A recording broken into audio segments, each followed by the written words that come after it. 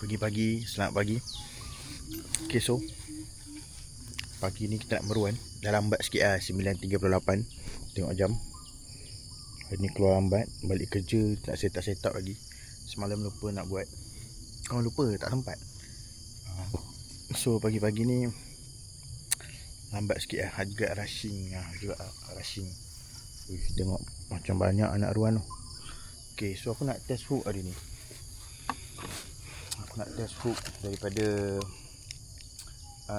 Spy Lure, daripada Riau, Indonesia. Boleh tengok sini. Dia ada dua sebenarnya. Satu lagi ada batu dekat dalam ni. Nanti kita test yang top water punya. Okay, jom tengok padu tak padu hook ni. Okay, so ni dia.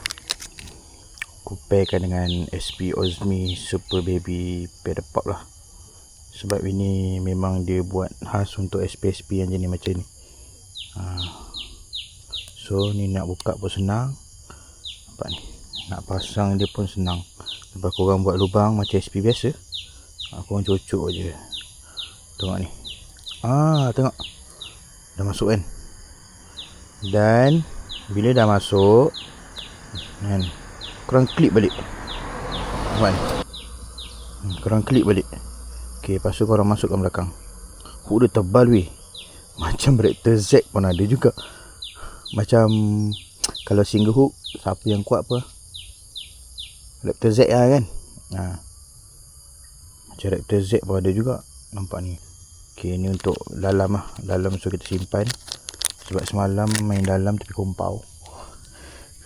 Okay, jom kita try yang ni. Ini action dia. Korang boleh tengok lah padu tak padu. Okay, bismillahirrahmanirrahim.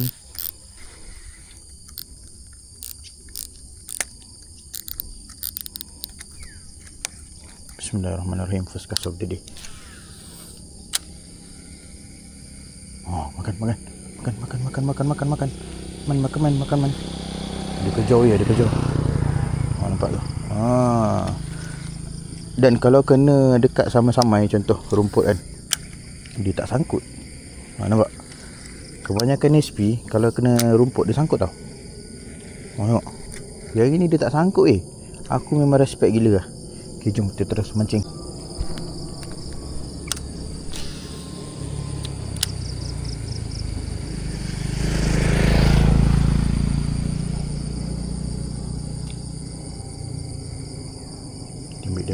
Ambil.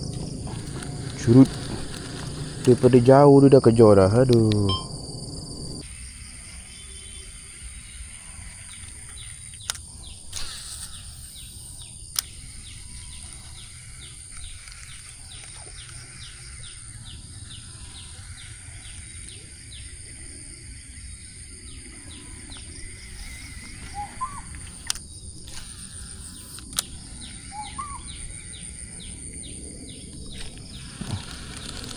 Kecil dah sini.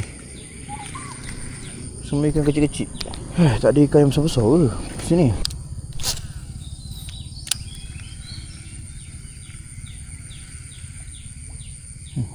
Kejap. Ambil. Alah. Kau ingat kau Toman ke? Kau bukan Toman lah. Kau bukan Toman. Nak buat macam tu. Di depan tu ada anak. Ni spot. Sintisan nandai tam. Ke bermawai hai tercena. Protakon yo ke konpisa. Protakon yo nai jai. Chan. Yak hai terapang tentusan.